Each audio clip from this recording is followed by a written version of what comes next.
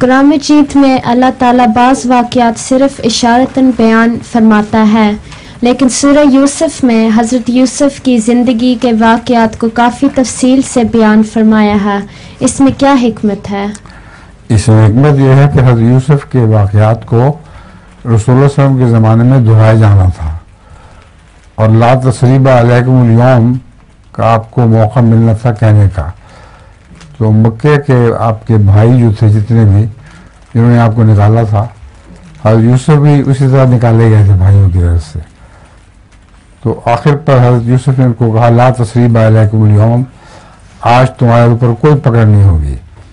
بس رسول کریم صلی اللہ علیہ وسلم نے بھی یہی پیغام دینا تھا اہل مکہ کو۔ تو ایک بڑی حکمت یہ ہے۔ دوسرے اس قصے میں اور بھی بہت سی باتیں ہیں جو اور نبیوں کے قصوں میں نہیں آتی۔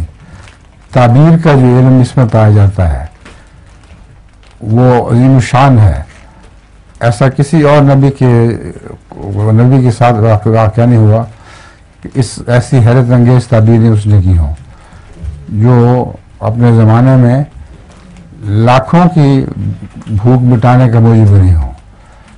آپ وہ خواب نہ دیکھتے، خواب کی تعبیر نہ کرتے تو لوگوں نے بھوکے مر جانا تھا اس گرد۔ اس خواب کی تعبیر کی وجہ سے لاکھوں انسان ماحول میں اور مصر کے ماحول میں وہ اس کھانے پر پلے جو جمع کیا گیا تھا۔ تو یہ ایک دو باتیں ہیں، اور بھی ہوں گی کچھ۔